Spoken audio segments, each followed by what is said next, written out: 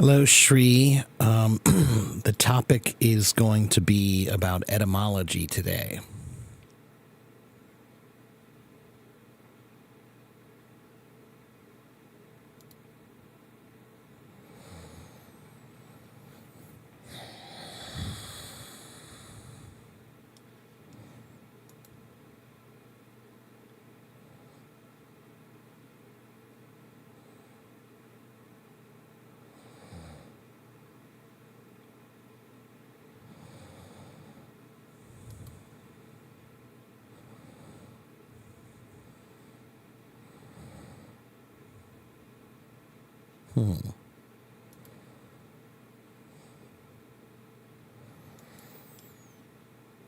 It means I'm going to teach you about the history of where words come from, which will help you understand and remember the vocabulary better.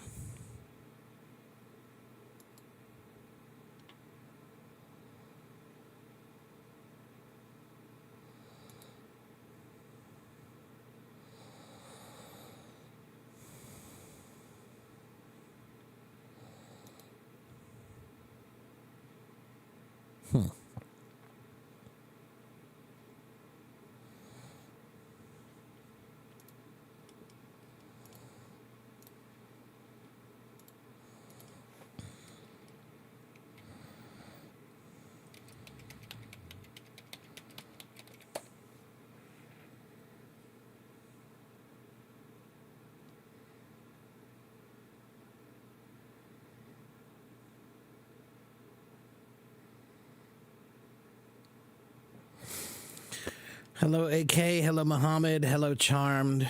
Hello, Mosin. Etymology is spelled like this.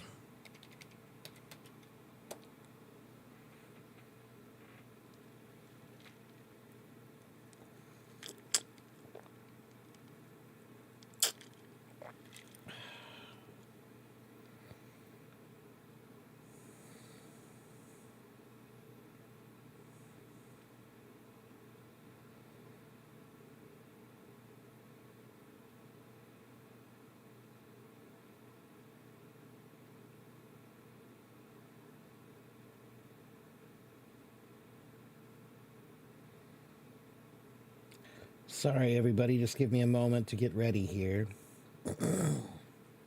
Looking for my notes.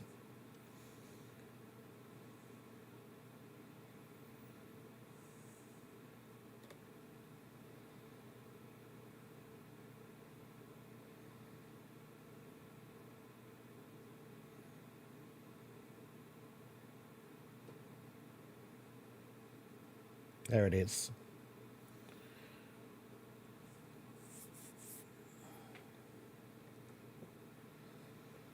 Okay. Hello, Ada. Hello, Uger and Positive. Hello, Toti.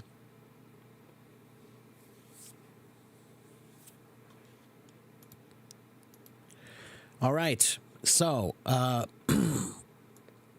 we will get started here in just a second. Today I'm teaching about etymology. This is an advanced topic, so if you are intermediate or beginner, especially if you're a beginner, this might be too hard for you. Okay?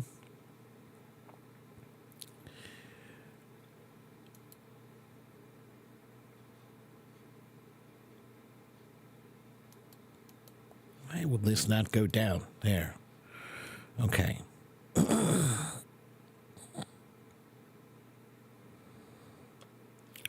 All right. So let's start with have you guys heard about this new movie, Wicked? The new movie, Wicked?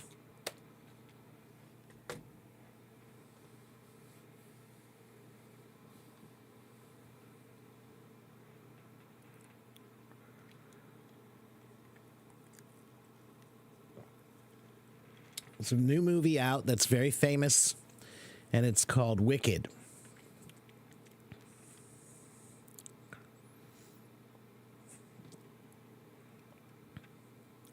Okay. Hello, Tomas.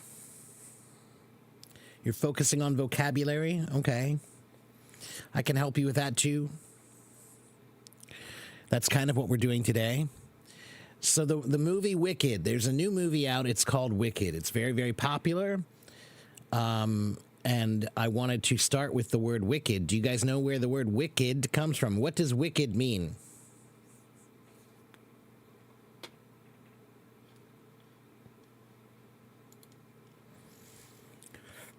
What does the word wicked mean? Wicked means evil. It means bad. It means false, evil. Okay? And so this movie, Wicked, is about a wicked witch, right? This movie is about the Wizard of Oz. And so the movie is about a wicked witch. And the word wicked comes from an older word, Wicca. And Wicca means a male wizard. A Wicca is a male wizard. And people used to think magic was evil, right? Some people think magic is evil, so Wicca, wicked, evil, bad, magic. Yeah. So since that's a popular movie, I thought I'd start with that word today.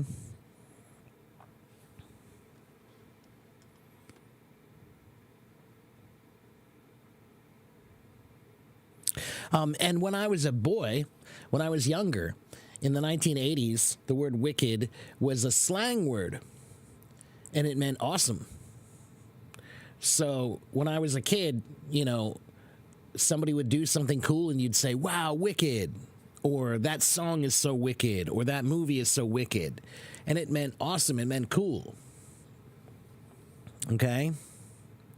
So basically, wicked is an androgynous magician. Almost. Wicca is the male form of it. Wicca, with an E, is the female form of it. So when you just say wicked, I don't think it has either connotation of male or female. Okay?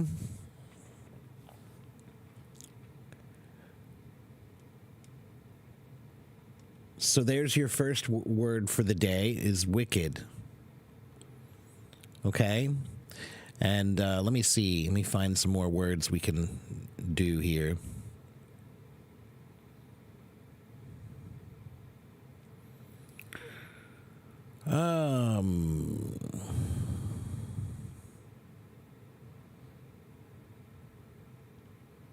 One moment.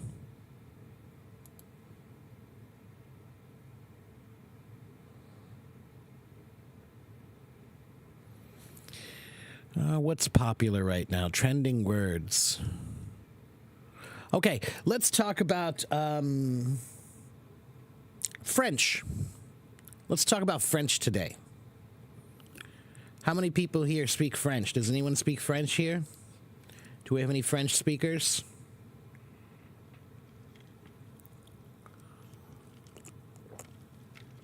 Parlez-vous français? Anyone? B2 French? Thomas? Okay, good. All right, so how many words in English come from French?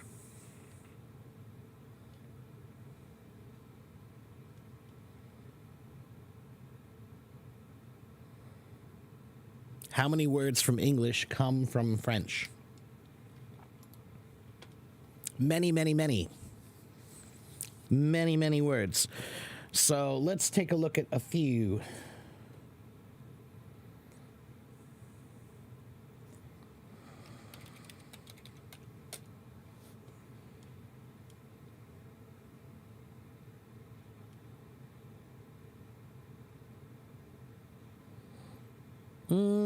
Wait a minute. Ah, yeah. Let's look at that one.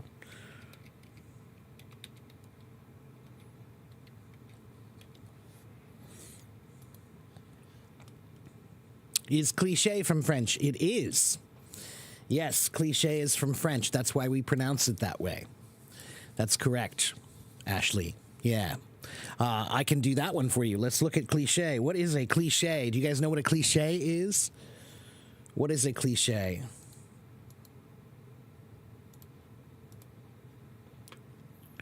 Here's the word cliché right here.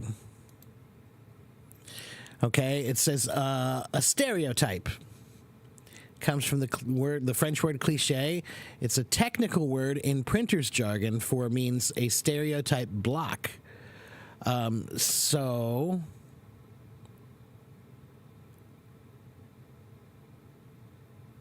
let's take a look at something.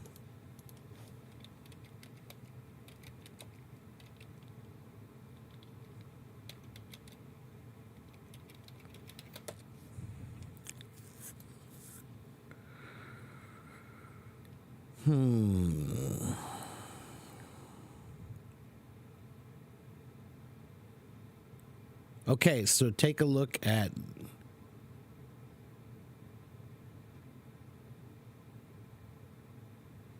let's see.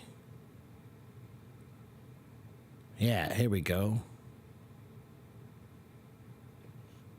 Take a look at this. Do you guys see this? What is this thing here? What are you looking at? Do you know?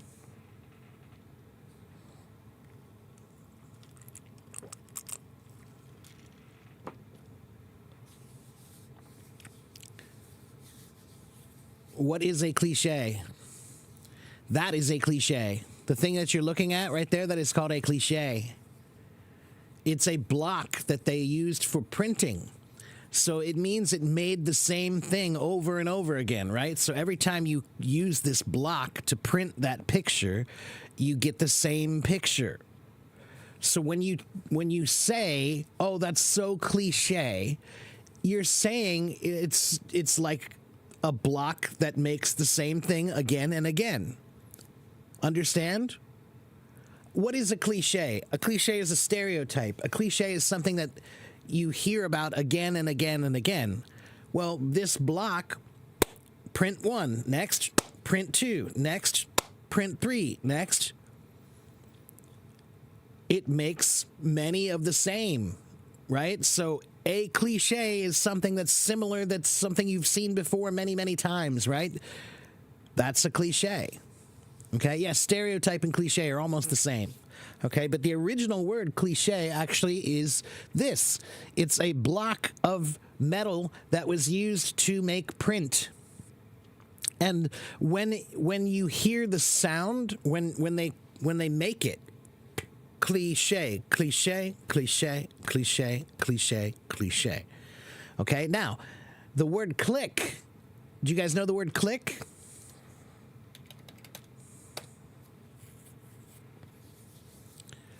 The word click is related to the word cliché. What is click? C-L-I-C-K. What is the word click?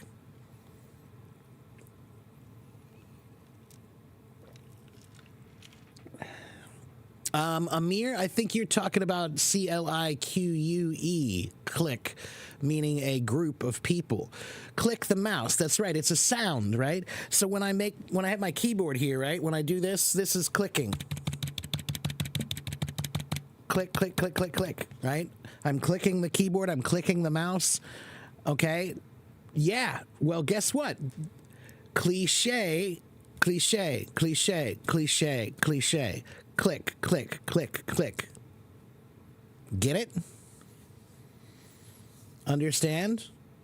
So when you make these old prints using a block, it makes a sound. And the sound is cliché, cliché, cliché. And the sound of the printing, when you type or click a keyboard, is click, click, click. So the word cliché and the word click are related to each other. Okay? Yeah, the subtitles are finally working, or they should be working. Can you guys see them? Wait a minute, let's see. Hello? Ah, yes, they are working, but apparently they don't show up when I have my screen shared. Yeah. Okay, and Rana says we use it in writing also. It means to type more than one. Right, exactly. Yeah, right. All right, excellent. Let's go back to sharing my screen again, and we'll look at some other words, okay? So what about the word stereotype? Since we're talking about cliches, let's talk about stereotype. What is a stereotype?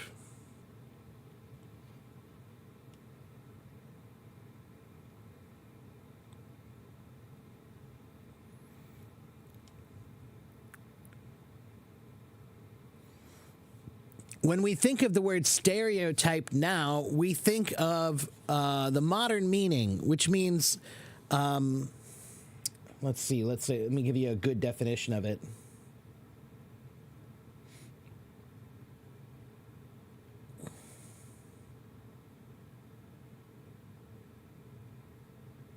Okay, stereotype is a simplified or standard conception or image invested with special meaning and held by common members of a group.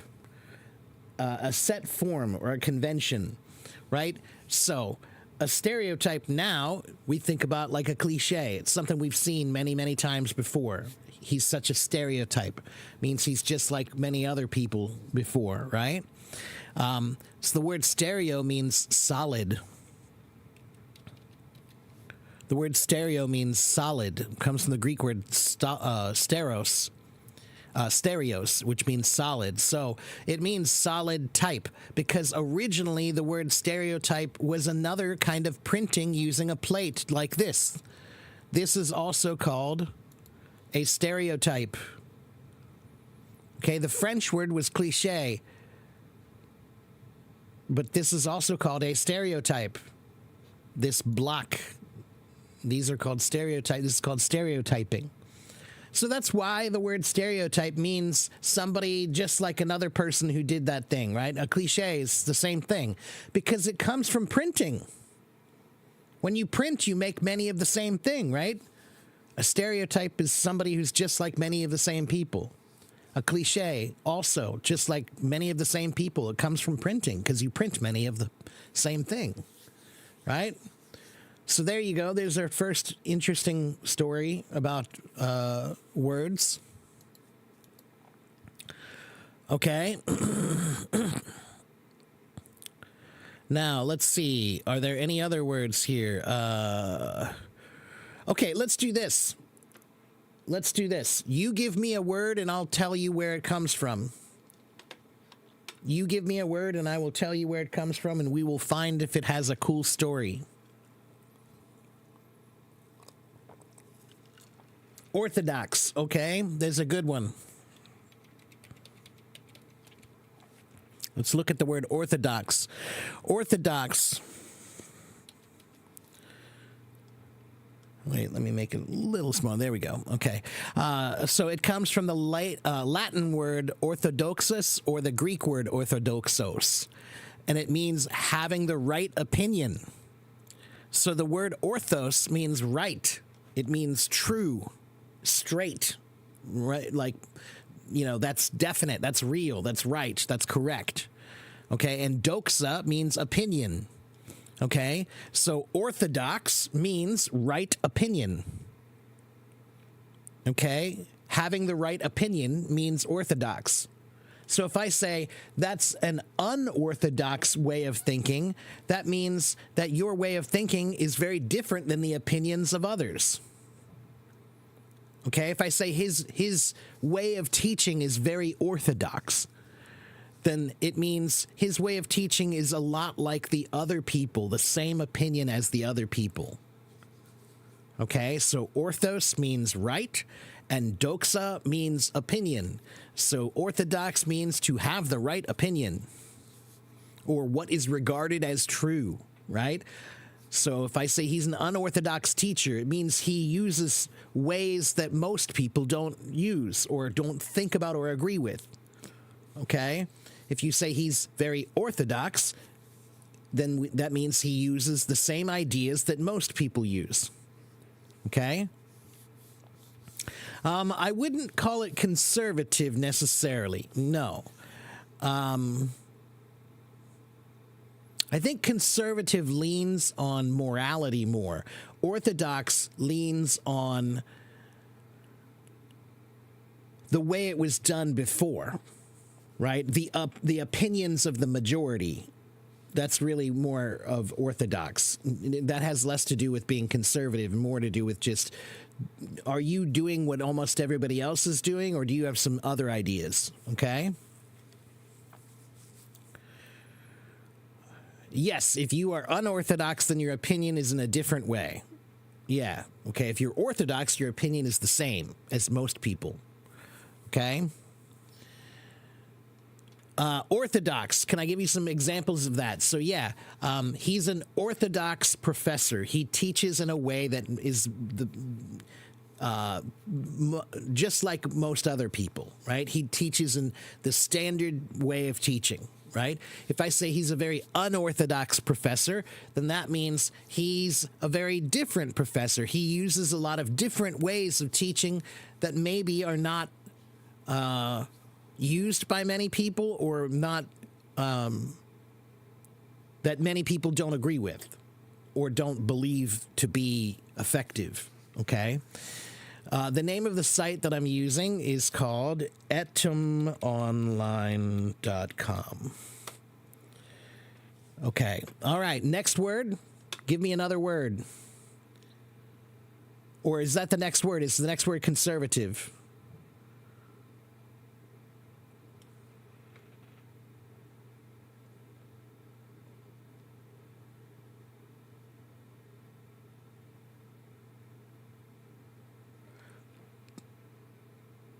Papa rellena, that's Spanish. It means stuffed potato. Ashley, that means stuffed potato in Spanish. Okay. Oh, conservative is the next word you want me to do. So let's do conservative.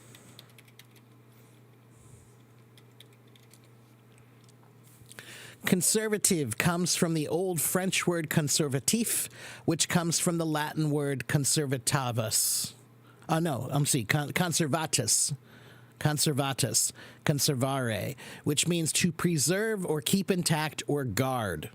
Okay, so the words con, which actually comes from com, it means intensive. It means more.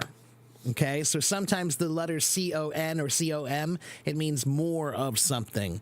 And then servare means to keep watch or maintain. So in this case, to be conservative, the original meaning, it means to seriously keep watch or seriously maintain the way that it's been before. Right? So to be a conservative person is to not challenge the way it was before, to not do different things, right? To keep it maintained.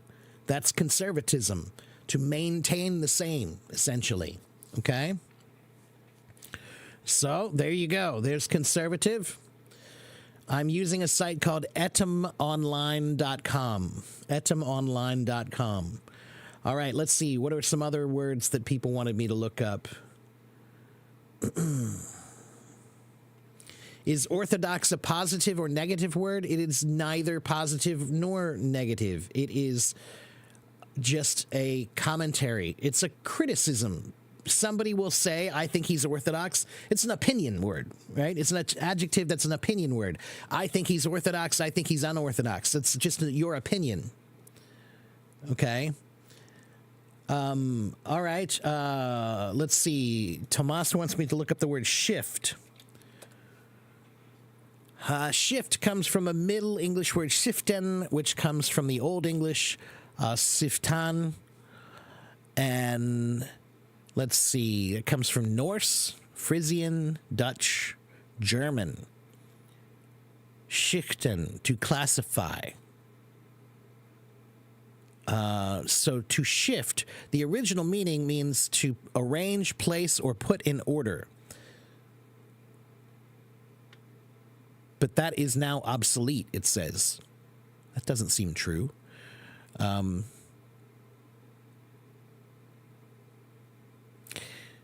So the original meaning of the word shift used to mean to arrange, place, or divide and separate, to distribute.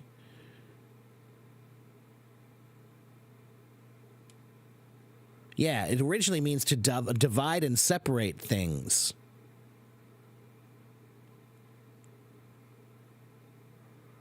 Let me see.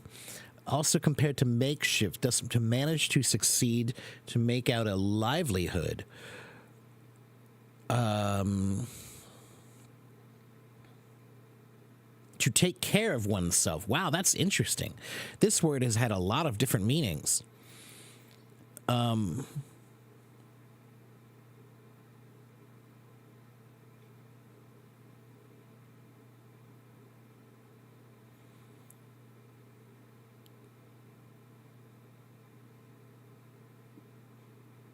So the current meaning is to move, depart, or move something, to transport something, right? To shift from here to here, or shift gears, right? To shift gears.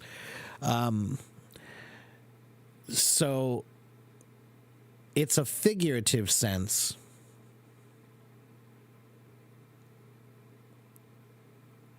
Wow, that one's hard, Tomas. Sometimes the simpler words are harder to really figure out because they're so simple they might have multiple meanings, like this one. So I'm going to have to do a little homework on that one and come back to you. Because look how in noun 1, noun 2, adjective, right? So there's several different meanings for it. One meaning of shift is a body garment, like a piece of clothing. She wore a shift. Another meaning of shift is to work, right? Like I worked a shift last night.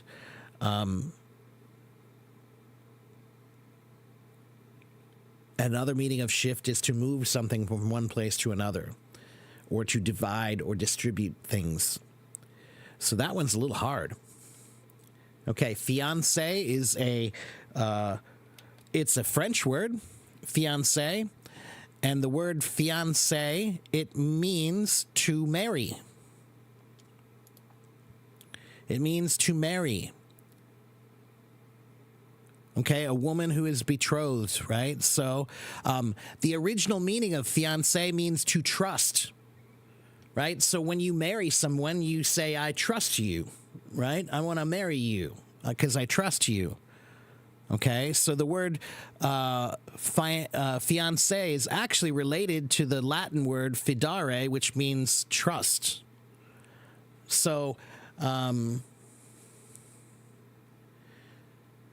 there's another word that's very difficult, fiduciary, which is like a financial trust, right? A trust in the finances or something, right? So again, it's related to this word. Yeah, it is French. Yeah, fiancé is French. Yes. Okay, let's see. Who else wants another word? Contrast. That one's a good one. To contrast comes from the Latin word contra, means against, right? And stare, to stand. So when you contrast two things, you're comparing how they are different, right? So you put two things next to each other and you see how do they stand against each other, right? I have an apple and I have an orange. How are they different? That's contrasting. Okay? And the meaning is against, standing. So if you stand two things against each other, how are they different? Okay?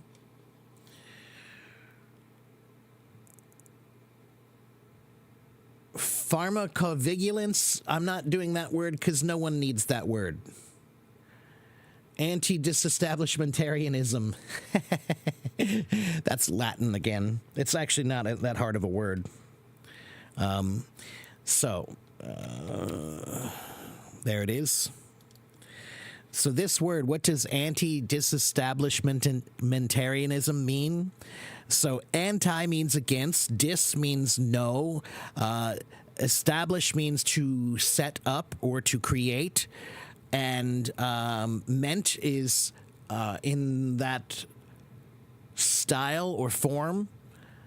And then mentarianism means the isms are basically like ways of thinking or concepts or philosophies or beliefs, right? So anti-disestablishmentarianism, right?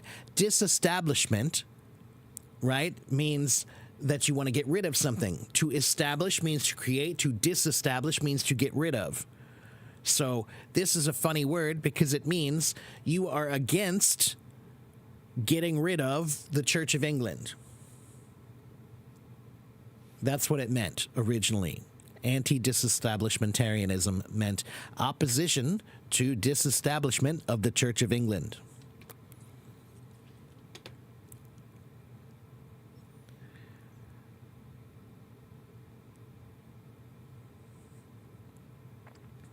Does shift mean to make space? No, Rana, shift does not really mean to make space. Shift means to move things. Now, when you move things, it may make space. But shifting doesn't actually mean to make space. Shifting means to move. I move this from here to here. I have shifted it from here to here. Okay? And once again, everybody, I am using etymonline.com. Okay, etymonline.com. All right, let's go to the next word. Sanctimonious. I love that word. That's a good one. And again, I believe this one is Latin or Greek.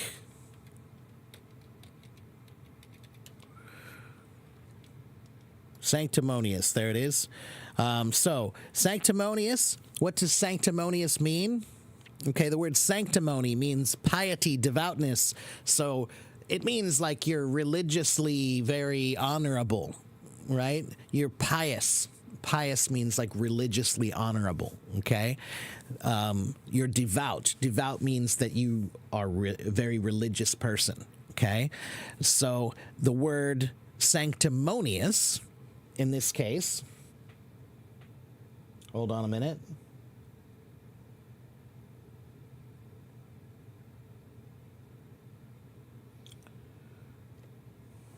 There it is.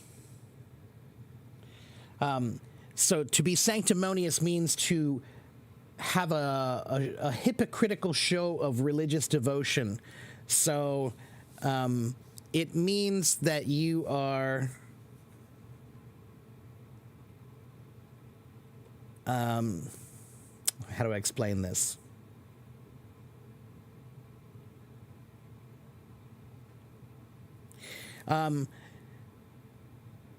You're pretending that you think something is amazing.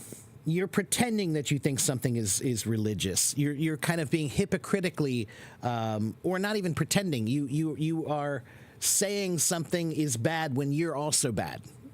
That's also sanctimonious. Righteousness is another good way to put it, right? To have sanctimony means like, I'm right and you're wrong, right? So to be sanctimonious in this case is kind of like to feel like you're overly in the right. You're overly righteous, okay? That's a hard one. Intermittent. Intermittent is not a word. Intermittent is a word.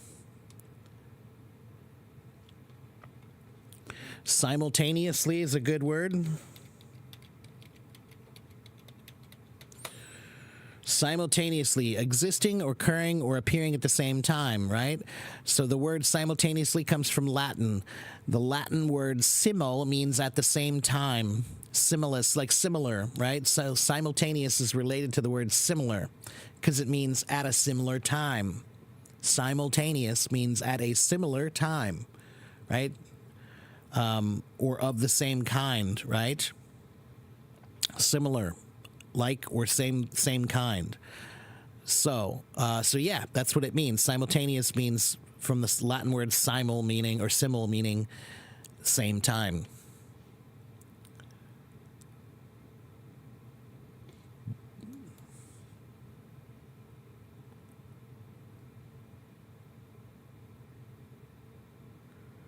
I chunk the words that way because that's Latin, you know. Let's try conciliate. Conciliate. Conciliate or conciliate. Can overcome distrust or hostility by soothing and pacifying, right? So this is related to the word consolation, to console, right? So in this case, come meaning together, and kele meaning to shout. So in this case, it means like a calling together. A calling together. So to bring together, to unite in feelings, to make friendly, to conciliate. Yeah, so it's like, you know, who's your friends, right? What do we do when we have a friend today? We say, hey, we holler at them, right? So that's what this means. To conciliate means friends come together, you know, hey, what's up? And you soothe each other, you pacify because you are a group, a concilium, a meeting of people. Okay? Oh, you guys are giving me some difficult words. Let's do patronize. Oh, that one's an easy one. To patronize comes from the word patron. And a patron, what is a patron? A patron was a lord or master, one who protects, supports, or encourages you. So a patron was somebody that paid you money to do something that they wanted done, right? So, for example, maybe you're a painter and you do great painting. So someone pays you money to make a great painting. They are your patron. Okay, maybe you are really good at writing, right? Or making music. Somebody pays you to make some music. They are your patron, right? When you have a restaurant, if you have a restaurant, the people who come to buy your food and support you, they are your patrons. Okay, to patronize means to act as a patron. Right? So if I say, please patronize my business, that means please come to my business and buy things. Okay? Support me. Patron means somebody who supports you. Okay? Now, there's another meaning of patronize, to don't patronize me, which means slightly different. It means don't pretend like you are my lord and master. Right? Don't pretend like you're supporting me, right? To be patronizing, right? It's like condescending. Okay?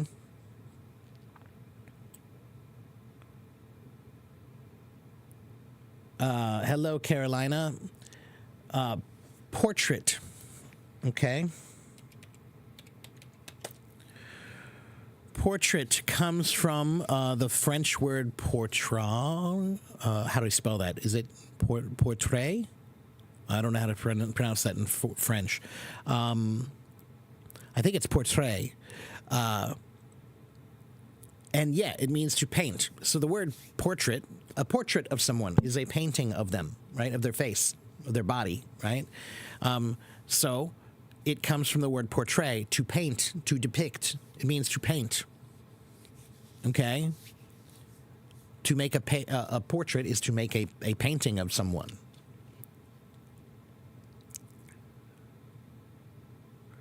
To patronize, does it equal to endow? Kind of. They're related. Endowing someone with something, an endowment, is a form of patronizing someone. A patronage, I should say. But an endowment is usually huge, right? So I would say an endowment is something that's a big thing, something big that they did, right? So an endowment is like millions of dollars given to a university, right? Patronizing could be someone who just gave you a few $1,000s to make a song or make a painting or make a, whatever. Okay? So I would say the word endowment is a form of patronizing that's huge. Okay? Literally.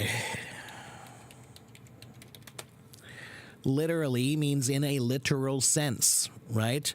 And so what does the word literal mean? It means, it comes from the Latin word literalis. It means belonging to letters or writing. Okay, so when you say something is literal, you're saying it is exactly as this thing was written. Okay, so what a literal, let me think of a good example.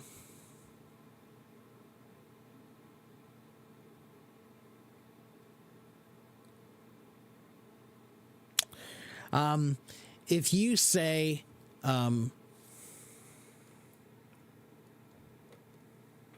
here we go. The literal meaning of a word, right? If the literal meaning is, I wrote down the meaning, this meaning is exactly as what is written down. It is literal.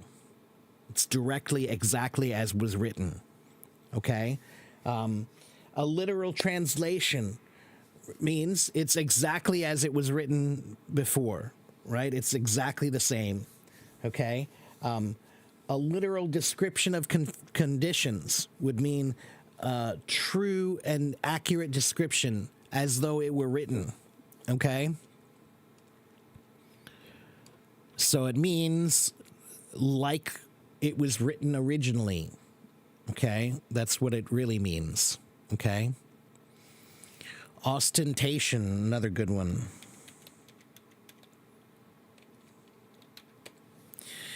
Ostentation comes from the French word ostentation, which comes from the Latin word ostentationum, meaning, or ostentatio, meaning showing or exhibition, vain display, right? So the original meaning is the same as now, right? So 2,000 years ago, the word ostentation, ostentation, right? Ostentatio, it meant the same thing it means today. You're showing off. You're being too vain. You're doing something that's too over the top. You're being ostentatious. Okay? Like a rich person trying to show off. All right? You've heard it enunciated differently. Which one? Which word, Amir?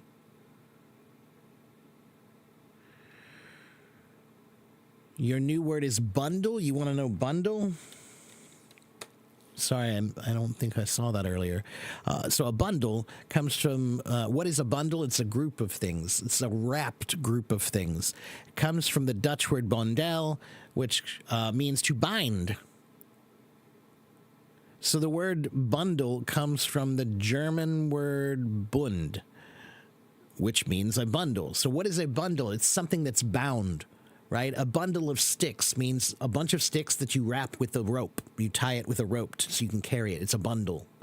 Okay, so to bundle something means to group it together and to wrap it, usually. Okay, a bundle of sticks, a bundle of flowers, a bundle of hay. Okay, to bundle could be used, for example, when you buy... Maybe you buy a new computer game and they say, hey, you can buy that game or you can buy the bundle where you get game 1, 2, 3, 4, 5, and 6 all together and it's cheaper. They bundle things, they put them together in a group and now it's cheaper, right? But it still means to put things together in a group. Okay? Insurmountable.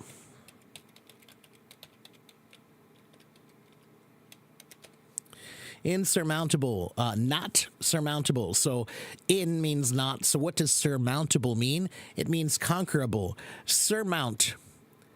Surmount means beyond, to go up, right? So it means to get to the top of the mountain, to surmount something, right? Mount. There's the word mountain right in there, right? So sur means beyond. So it means beyond the mountain or to the top of the mountain, right? So to surmount something means to gain control, like you got to the top of the mountain. Okay, so insurmountable means not able to get to the top of the mountain, not able to go over those mountains. Those mountains are too big. They are insurmountable.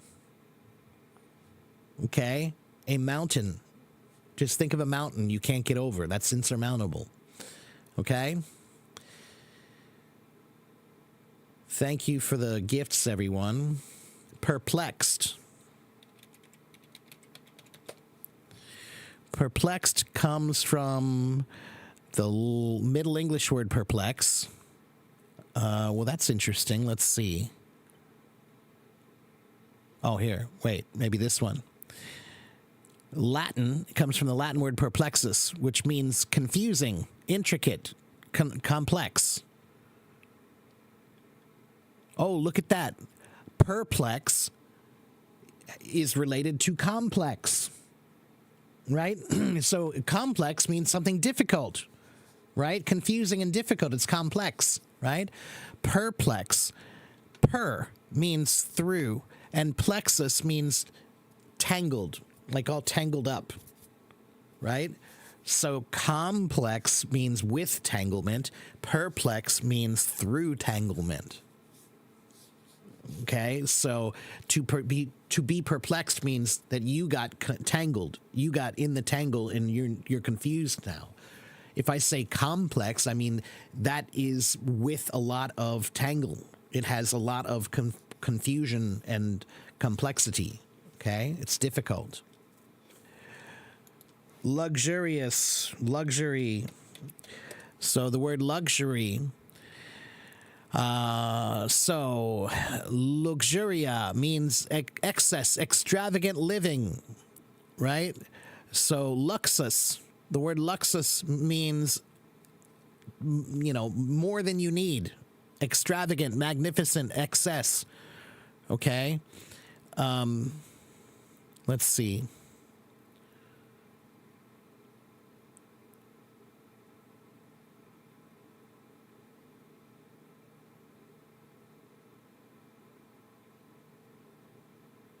Yeah.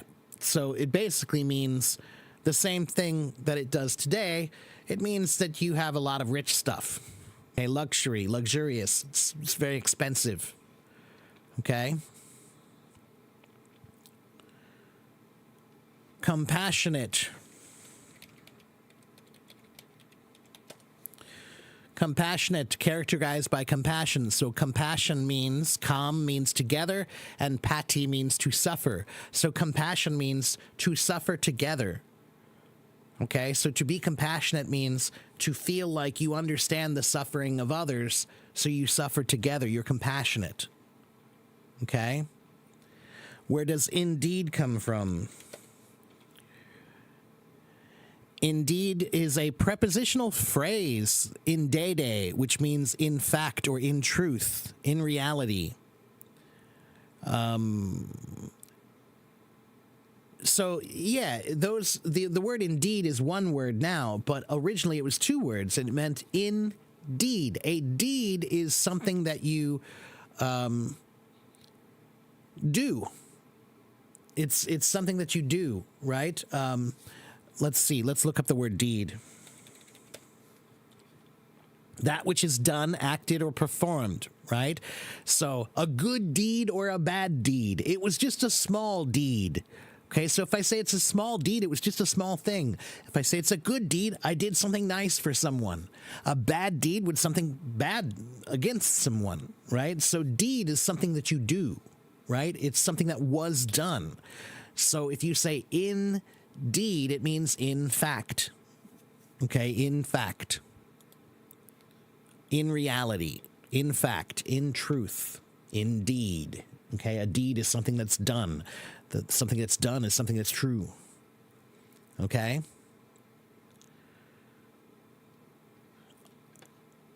All right.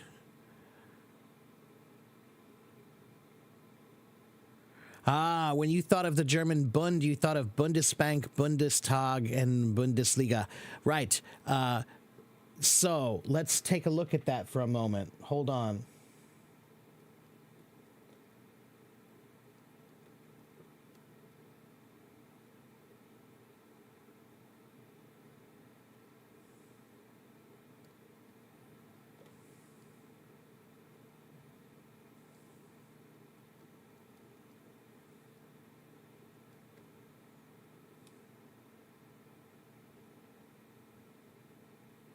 Ah, so it is related. It is related, Thomas. So what is a Bundes? Bundes means federation. A federation is group. It's a group, right? Yeah, that's right. So a federal thing is a group of things that are together, right? So Bundestag is the parliaments, the group of politicians together, right? Bundesbank is the banks together. Bundesliga is the league of sports together. They're bundled. So it is related. Yeah. Okay. Yeah, there you go. And linger.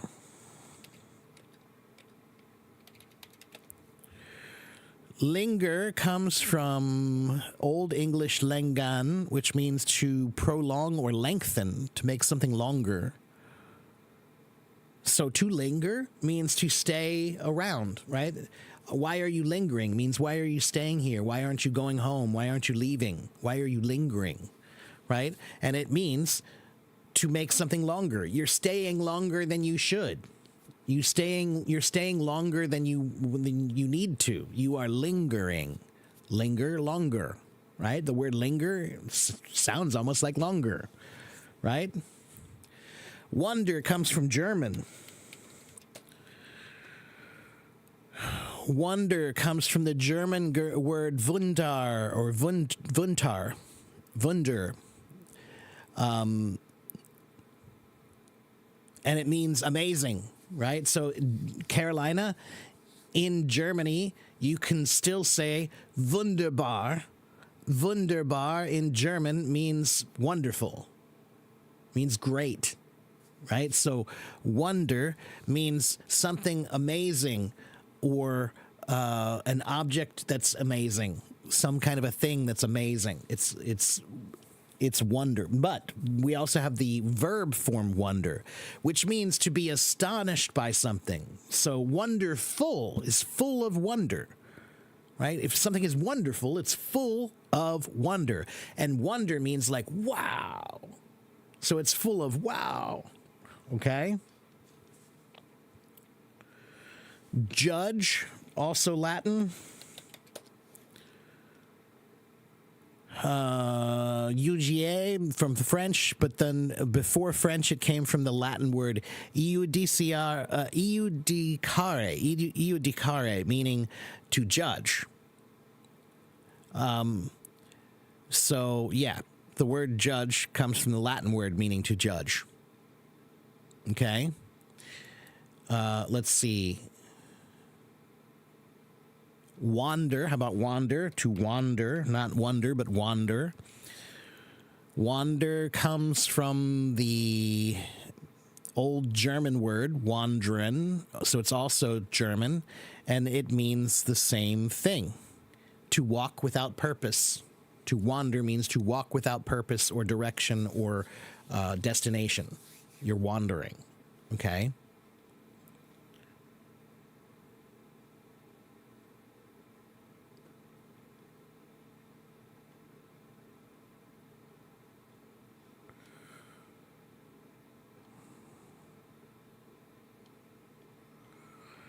Yeah, Amir, about 30% of English words are from French.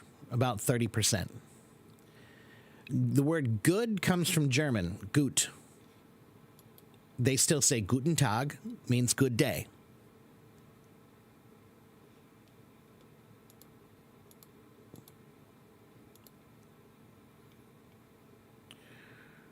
Okay, anybody else have some other words they want to ask me about?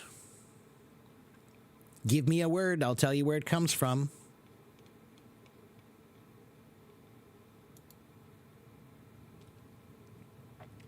How about this word? I just learned something new about this word recently.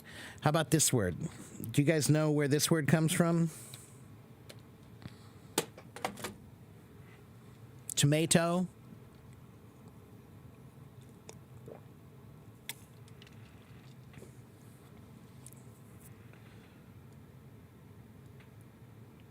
How many people like tomatoes?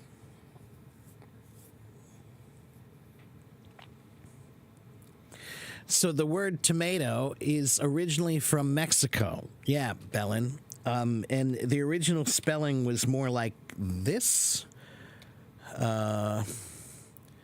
except it had an accent that I don't know how to do. But the original spelling was more like this one, tomato. Okay, and the original meaning, it comes from Mexico, but before it was Mexico, right? So there was no Mexico yet. It was the Central America, right? That area of Central America. All right. I mean, it wasn't even called Central America yet. But the point is, it came from Mexico. And Columbus, the guy who came to America, he brought them back to Europe. And the original meaning, the meaning of tomato in the original language, it means the fruit that swells. To swell means to get big and fat, right? And why? Because when tomatoes grow, what do? Tomatoes grow and they get really big and fat. And sometimes they get so big and fat that they actually split, like they break up apart because they're so big. They've swollen so much, right? So that's the original meaning of tomato, means a swollen fruit. But then they brought the tomatoes to Europe, and guess what happened? All of the rich people didn't want to eat them. When they brought tomatoes to Europe, all the rich people thought that they were poison. They used to call tomatoes poison apples. And many people did die eating them. Many people called them poison apples, and they died eating them. And the reason why, Tomas, I found this out just recently. The reason why rich people didn't like tomatoes was because rich people had different kind of plates. The plates that rich people used they were made from something called pewter. Do you guys know what pewter is? Pewter, pewter. Pewter is a kind of metal. It's a kind of metal that's very soft and easy it's easy to make things with pewter because it's a soft metal. Okay? And pewter has lead in it. Do you guys know what lead is? What is lead? Is lead a good thing?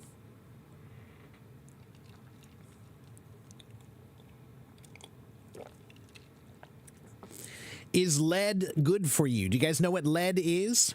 Yeah, lead is very bad for you. Lead will kill you, right? So pewter is made with lead.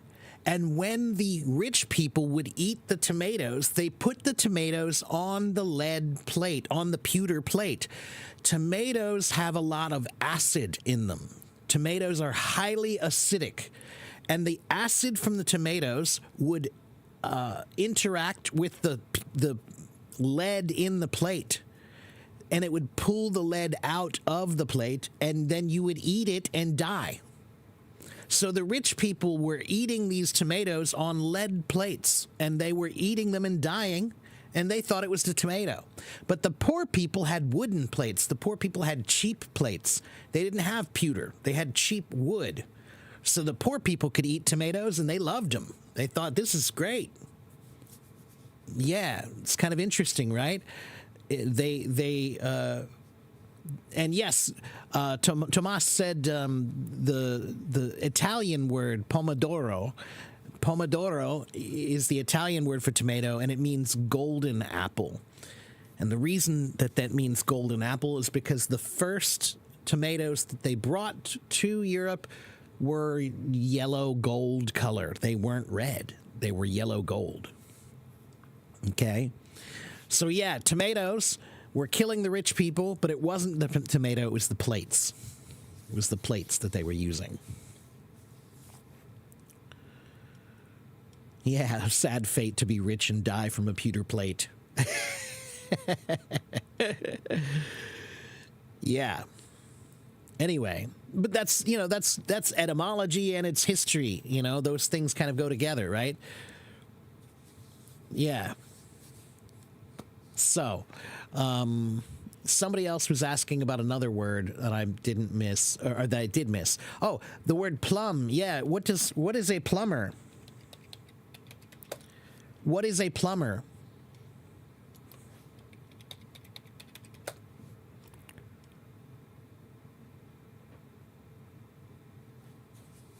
What is a plumber? Hello? I'll get to embody in just a minute. What is a plumber?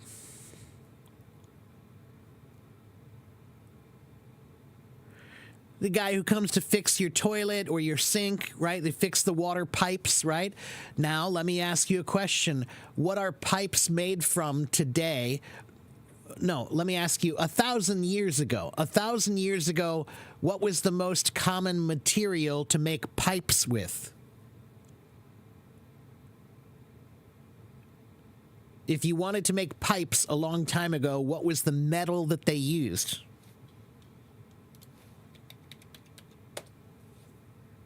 Lead. Yeah, and Tomas says lead equals plum. That's right. The word plumbum in Latin means lead. So the plumber is the guy who knows how to fix the lead pipes. Because almost all the pipes a long time ago were lead. Okay, we still have to worry about that sometimes, right? So plumb, to plumb means to work with lead. Okay, a plumber is a man who works with the lead pipes. Yeah. How about now? Now we don't use lead because we know it's dangerous, right? Now we don't use lead. Now we use plastic or we use other metals. Yeah, we use, I don't even know. Copper, steel, we use other metals, but not lead. Yeah. Yeah, right? Plumber. That's an easy, that's one of those words. It's like, what does that word mean? A plumber. Such a weird word, but it just means somebody who knows how to work with lead to make pipes. Okay? That is the old way. Right. Now they're all plastic or something else. Right. Okay, but still, we use the old word still. Okay, now embody. Somebody wanted embody. Embody. M means in, and body means your body, right? So the word body comes from the English word bodig, which means, it means, how do I explain this?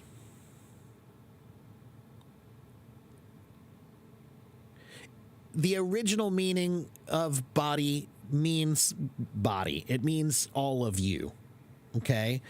The main part of something is the body. That's what the original meaning is. So to embody something means to be like the original body of something, to be like that thing was, to embody it. Okay?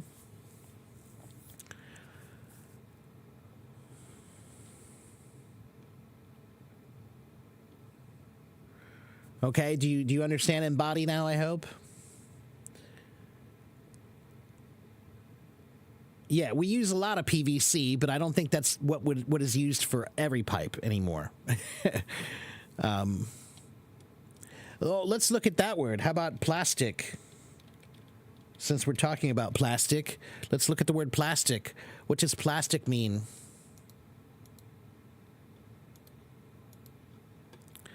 Plastic comes from the Greek word plastikos, which means capable of being molded into various forms.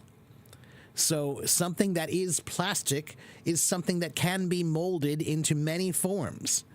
So the word plastic now means that material, but we call plastic that material. We call it that name because of what it can do. It can be molded into many different forms. So it is plastic.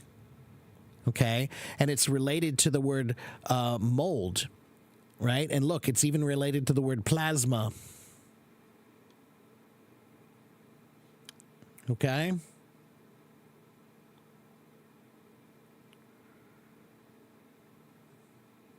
Do agriculture and culture have anything in common. Yes. So culture.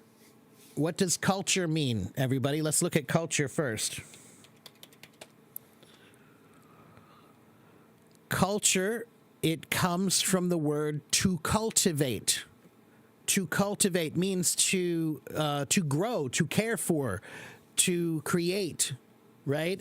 So the culture of a country is the things that they've done, the things they've made, the things they do, right? The food, the music, the writing, the books, the movies, the TV shows, the fashion. Those are the things that they have cultivated.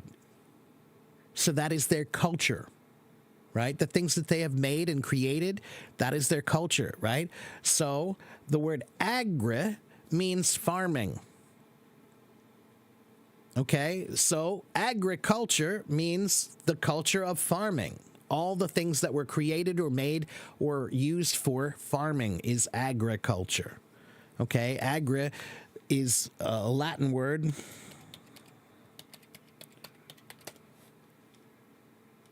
So agricultura, which means cultivation of the land, right? And so agra means a field.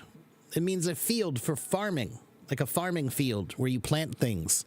And cultura means to cultivate. Okay?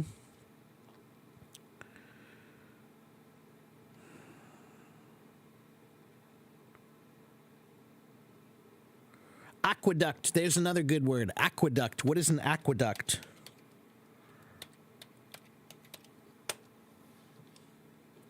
Aqueduct is what the Romans made to bring water into the city. Aqua means water, and duct means to direct the water. So an aqueduct is a thing that's made to direct the water. Aqua, water, ductus, to lead or conduct or direct.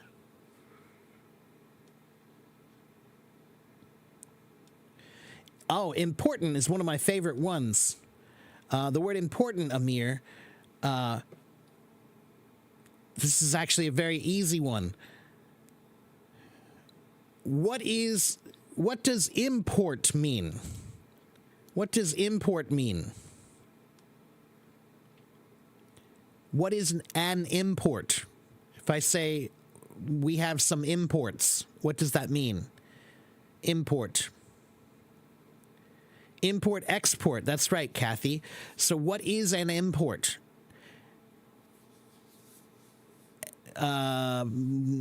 Neko-chan says passing something from one place to another. No, not exactly.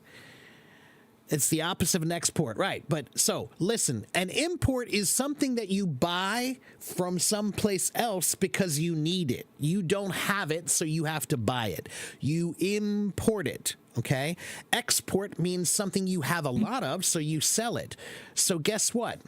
The word port means to carry across. Port means to carry across, okay, or bring, okay? And so means in. So import means to bring in, to carry across some things in, right? Export means to carry across some things out. Now let me ask you a question. Why do you get imports? Why do you get imports?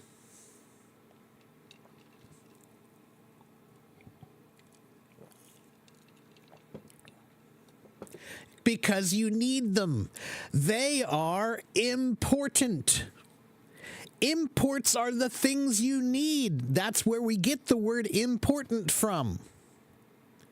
It's important. You need it.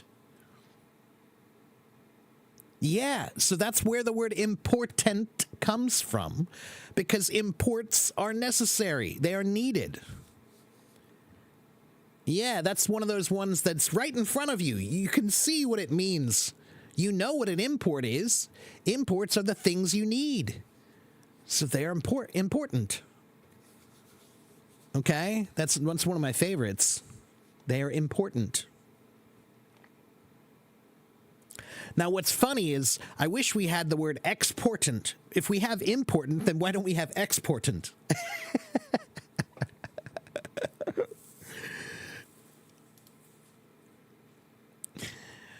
Under the weather, Ive, it's an idiom, and it means you feel sick, and it comes from boats. A long time ago, when you were on a boat, if you were a sailor and you're on a boat and you are sick, then they would take you down underneath the something that would cover you so that you'd stay dry, right? So the sailors who work on a boat, when it's raining, they get wet. But if they're sick, then they would put them down into the dry place under the weather. So if they're under the weather, they're being covered because they're sick. So under the weather means sick.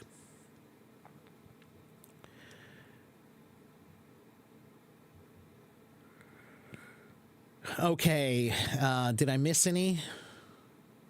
Any other words?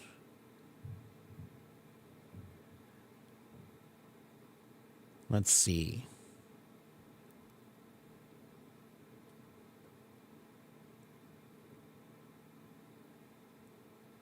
Romeza says culture means tradition. Not exactly, no. Tradition means the things that you have done that were done in the past, right? So the things, the acts and things that you carry on because of a respect for the past, that's a tradition. Culture is all the things that you have developed or made or created as a group. That is your culture. Okay, so culture and tradition have a relationship, but they are not the same. Okay, there are a lot of culture. There's a lot of culture that's not tradition. Okay. If I make, sandwiches are culture in America. Okay. Are they a tradition? Some of them, some sandwiches are very old, so we keep making them the same way. But I could make a new sandwich that's still part of our culture. Sandwich culture is American culture. So it's not a tradition, but it is a culture, right? So culture and tradition are not the same.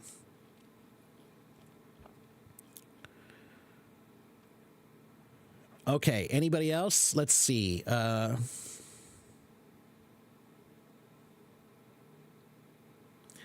Yes, fiancé is originally from France. Right. How about this word? Do you guys know this word? Wait, this is a fun one. What about this word? What does this word mean? Husband. What is a husband?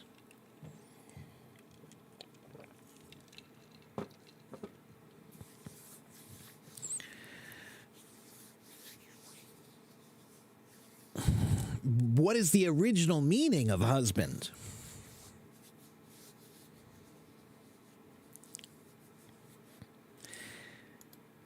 You have wife and husband, but where do those words come from? The word husband, hus, means house, and band means the head or master.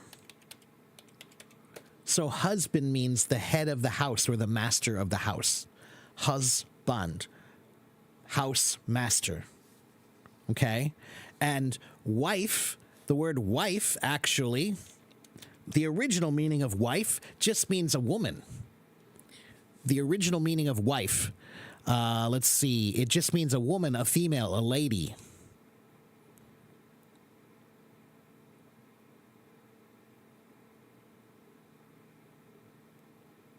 So the word woman is actually related to the word wife because the word woman comes from the word wifman.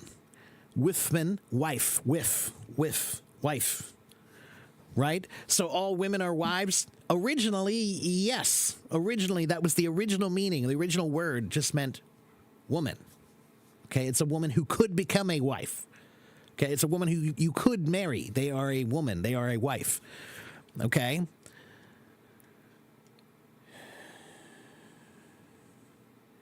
Wife equals woman in French also? Well, there you go.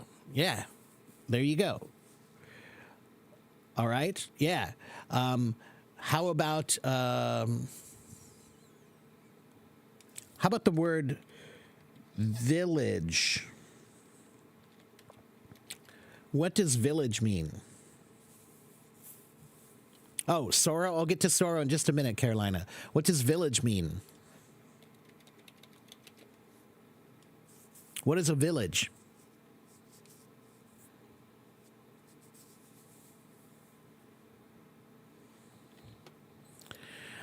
So let's see. Somebody says a rural area, a small zone, place far away from towns, a community of people, a country yard. You're close. You're all pretty close. So the modern word village means like a small town, right? It's a small town is a village.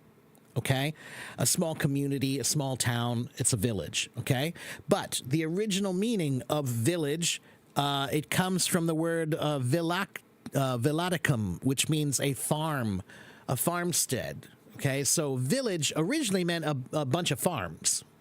Okay, a villa means country house. Villa means country house. Okay, so a village is like a farmstead, we call it, which means a group of farms, right?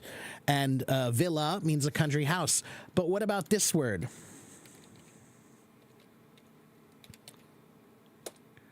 What is that word?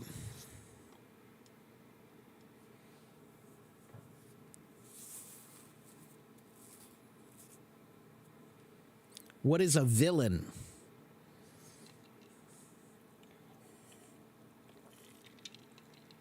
The villain is the bad guy, right? It's the evil person. It's the enemy. But the word villain is related to the word village and villa. The word villain, it meant a bad person, right? A criminal. A villain was a criminal. So let me ask you a question. People who live on a farm, are the people who live on the farms a long time ago, the people who lived on the farms, are they rich or poor? They are poor, right? So they live on the farm. They live in the poor houses. So who do they think is going to steal? Who do they think is going to commit crimes? The rich person or the poor person? They think the poor people are the ones who will commit the crimes. So villain means a criminal because the people who lived in the villages were poor. Isn't that funny? The word village just means a town. This means a small town. But, the word villain means a bad person because they thought the poor people must be the ones who are bad. The poor people must be the ones who are stealing. They're villains. They're from the villa. They're from the village. Yeah, that is interesting. It's sick, but it's never been true. The rich people have always been the ones who steal more. But, hey, what can you do? Yeah. Sorrow. Let me get to sorrow. Let's do sorrow. Sorrow means sadness. So what does sorrow mean originally? Sorrow comes from the German word Sorge or Sorge, which means to worry or to be sick. So the original word actually means sickness. Now the word means sadness, grief, regret, pain. But the original meaning was to worry or to be sick with worry. You're full of sorrow. Okay? And it's related to the word sorry, and it's related to the word sore. Okay? So the word sorry, when I say I'm sorry, now that means I apologize. But the original meaning of he's so sorry actually meant he's so full of sorrow. He's full of regret. He's full of sadness. Right? So when someone says I'm sorry, they're saying I'm full of sadness because of what I did. I'm sorry. I'm full of sorrow. I'm sorry. Okay? Sorry and sorrow are related. And the word sore, I feel sore, is related to this, to be sick, right? My shoulder is sore. It is sorry. Okay? How about the word sour? Sour comes from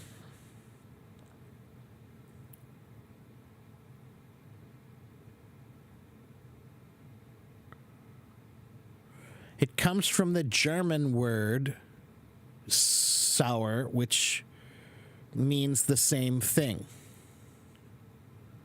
So the word sour, it comes from German, and it looks like there's even a Russian link. There's a Russian early word, an old word, I don't know how to pronounce it, S-Y-R-O-I, siroi, which means raw, moist and raw. Like sometimes the flavor of something raw is very sour, right? Like a raw grapefruit is sour, right? So there you go. The word sour comes from the German word meaning sour, but it actually comes from a Russian word which means raw. Raw, okay?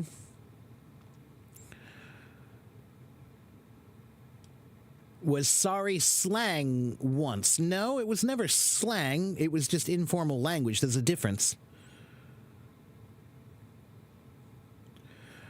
Please tell us about commit. To commit.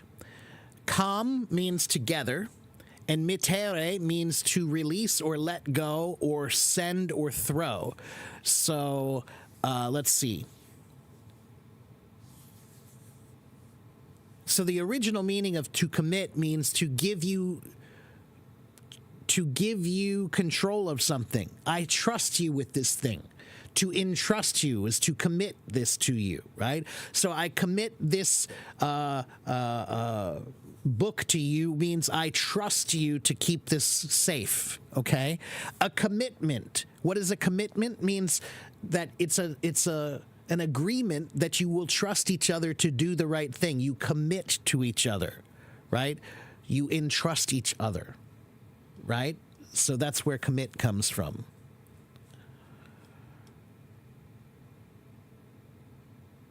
Entrepreneur is a French word.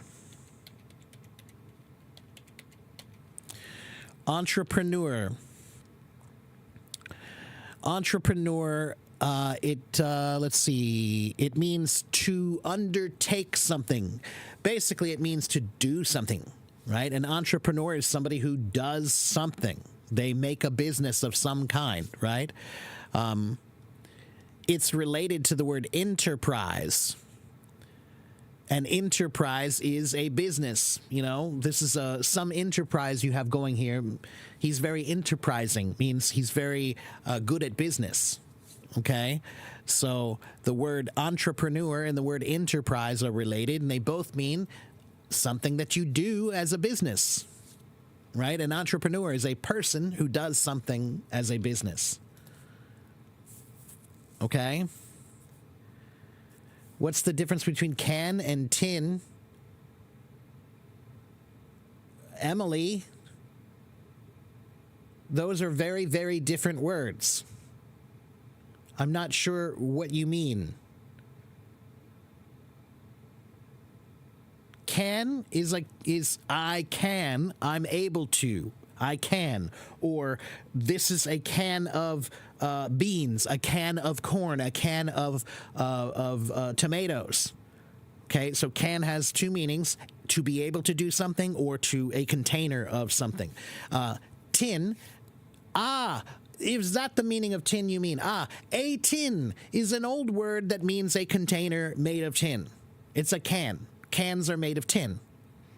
Okay, so give me a tin of beans, give me a can of beans, same thing. Okay, in that case, yeah, but that word tin is not used in America very often. The British use it sometimes, I think. but we don't use tin. We say cans. Okay, I don't have any tins of beans. I have lots of cans of beans. Okay.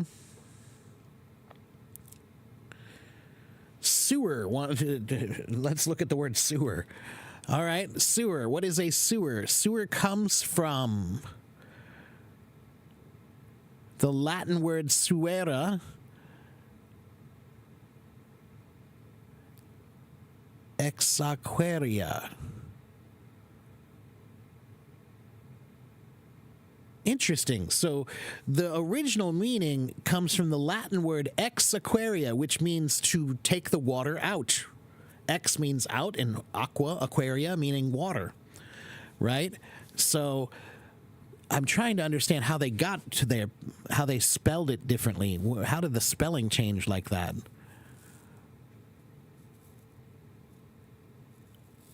In Latin and Roman, they called it ex aquaria. Exequaria, sewer. So, yeah, the original word was exequaria, but now it changed to suera or sewer. Okay, words change a lot over time sometimes. Okay?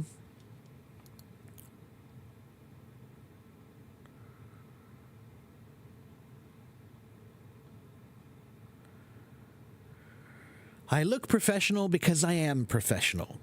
This is my job. Okay?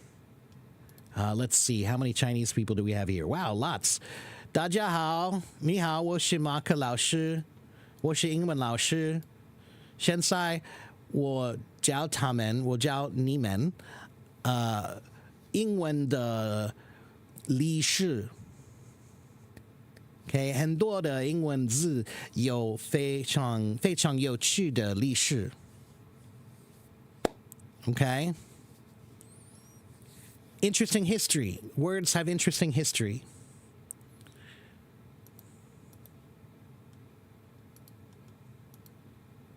Yes, history. That's what I'm teaching. Okay?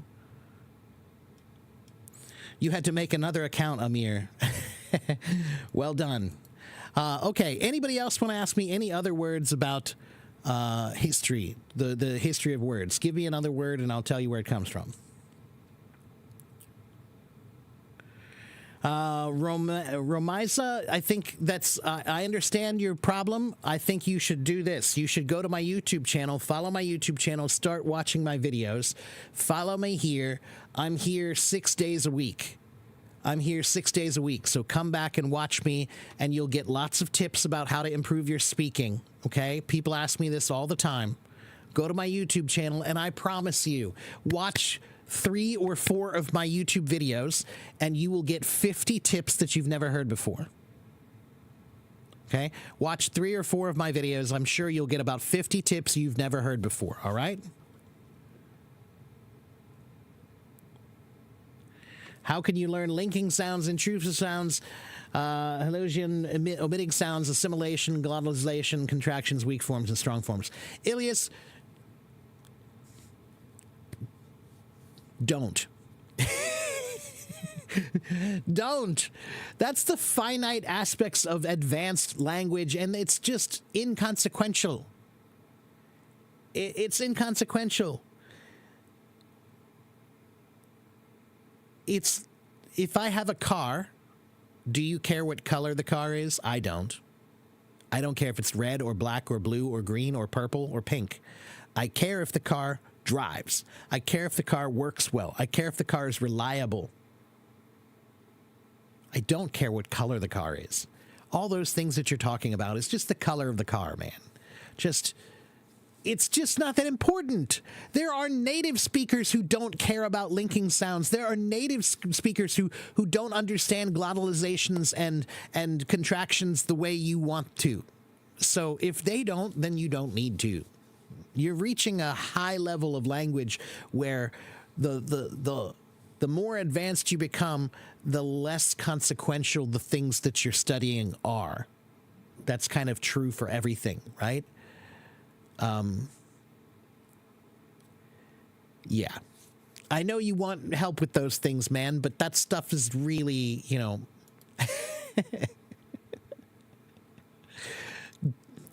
Elias, if you want help with those, you're going to have to get some private lessons from me. Okay, I can't help you with that here. All right. Which group am I mainly teaching? Dokai. Elementary school, kindergarten, middle school, high school, college, adults.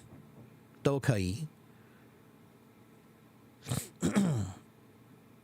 Hello, Ali. What's the difference between should and must? Must is more imperative. You must do it. I tell you, you must. Should is, I think that's the best thing you should do. I think you should do this. You should. My opinion is what you should do. Okay? You must is more like an order, a command. Okay?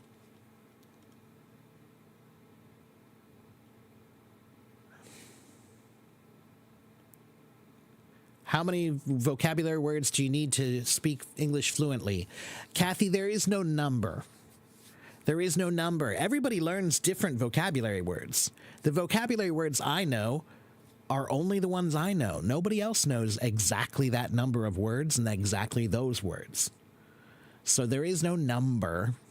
Don't think about a number. Just keep learning. Okay?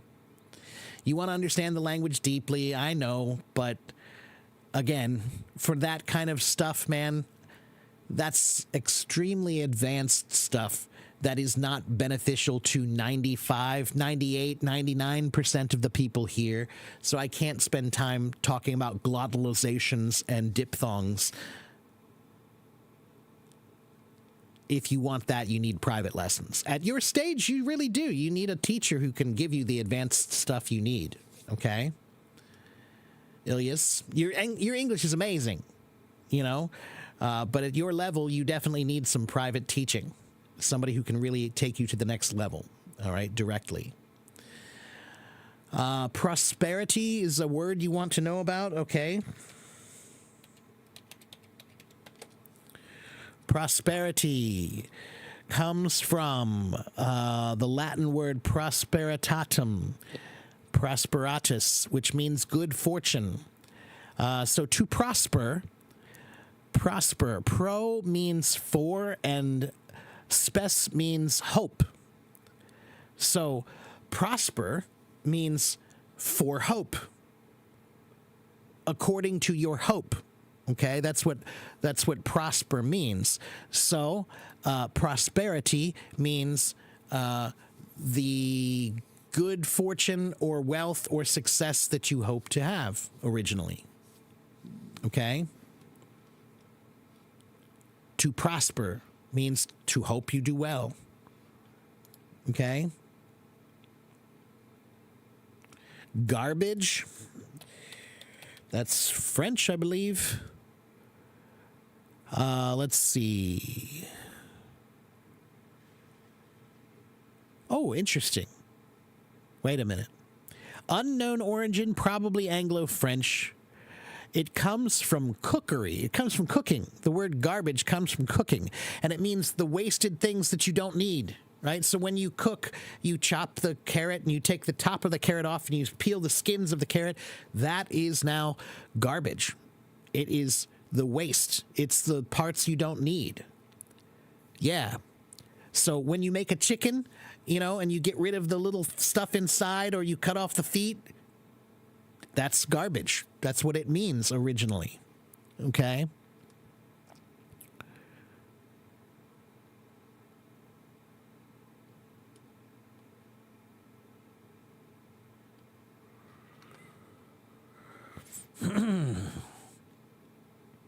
Are there any words that come from Portuguese? I'm sure there are. Yes, let me give you those. English words from Portuguese. The word cobra, the word flamingo, piranha, banana, bossa nova, breeze, caipirinha, Labrador, mango, marmalade, samba, zebra.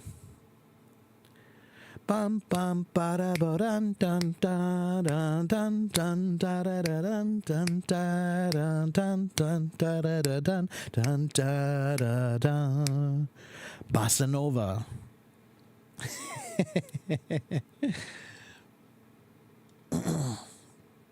The girl from Ipanema. So there are many words that come from Portuguese. Yeah. Not as many as French, but we do have some. Lucian says, when I keep my conversation going, I'll always say yeah to make it easy, but I think yeah sometimes shows my poor English ability. We call those filler words, Lucian. Some people, when they talk, they say, well, I wanted to go to the store, but, and then I, lots of those. Or they say like, right? I wanted to go to the store, but like I was so late and like I couldn't find my wallet and like I was really nervous. And so like I got in my car and like started driving and like that's also called a filler word. And yes, you need to practice trying to get rid of them. And the best filler word, let me give you a filler word that you can use. Okay, so next time you want to say yeah, instead of saying yeah, I want you to say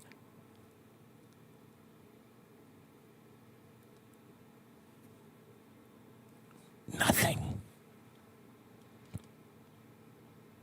Okay? When you speak, the best filler word is silence. The best filler word is silence. Okay? Where does the word responsibility come from? Latin. Responsibility comes from responsible, right? Responsible. Re means back or again, and spondere means to pledge. So to be responsible means to say, I promise I will do the right thing. Okay? Again, I will say I will do the right thing. That is to be responsible. Okay? I'll do the right thing, to be trustworthy. Okay?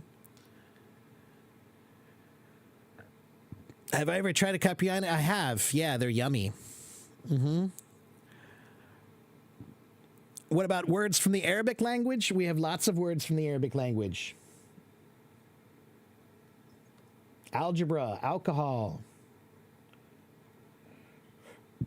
Let's see. Algorithm. Let's see. Alcove. Assassin.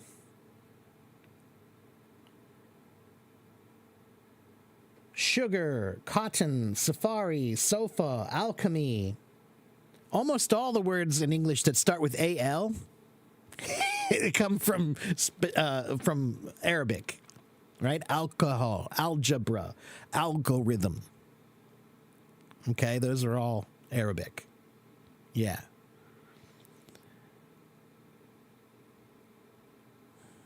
You get a higher score on the English test than your own language? Wow. I'm not surprised, though, because, again, I am always truly, truly amazed at the incredible English that Iranians tend to have. Yeah, so I'm not that surprised that you get better scores on your English than you do on your Persian test. That's crazy. Use more advanced words. My English teacher said that. Your English teacher doesn't know what he's talking about. Language is not about trying to use big words. Nobody cares. Okay? As a matter of fact, when you desperately try to use big words, when I see somebody come in a room and try to use big words, all I see is someone who's desperate for attention and someone who's not very comfortable. They're not very comfortable with who they are. So they are desperate for you to believe that they are smart.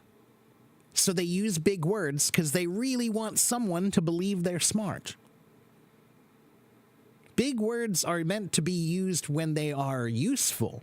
They're not meant to be used just to use them. Right?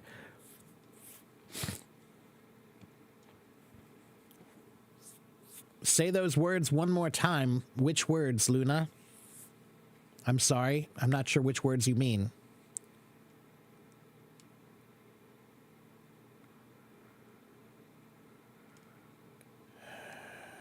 Jose, follow my YouTube channel and you'll find lots of videos about how to work on your listening. Lots of stuff about listening there, okay? Go watch one of my videos on YouTube. We have many words from Persian too. Yeah.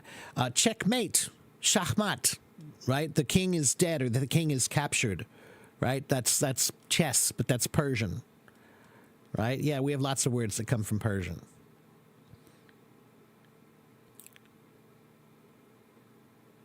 Knowing big words is good for reading. You know them, you understand them, but not for speaking with people. Pedro, knowing big words is good for speaking with people if you're in the right environment for that.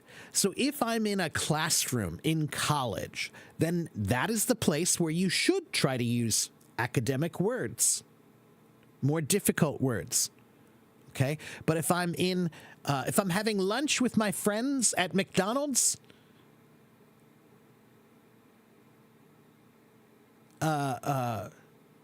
do I need to use words like vicissitudes and laborious and sanctimonious? Do I need to use words like that when I'm at McDonald's? No. It would be weird. Okay?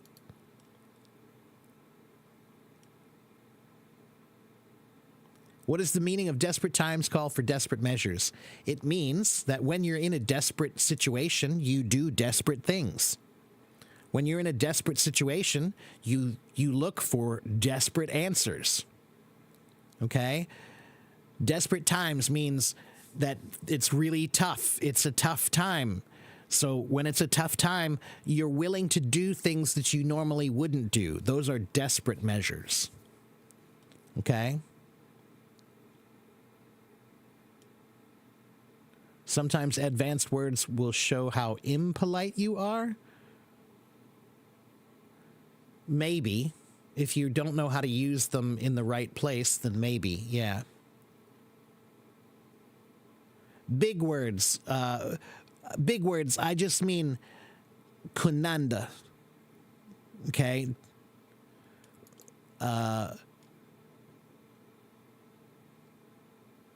我觉得如果你要说话跟你的朋友，你不需要用很困难的字，你需要用好简单的，okay?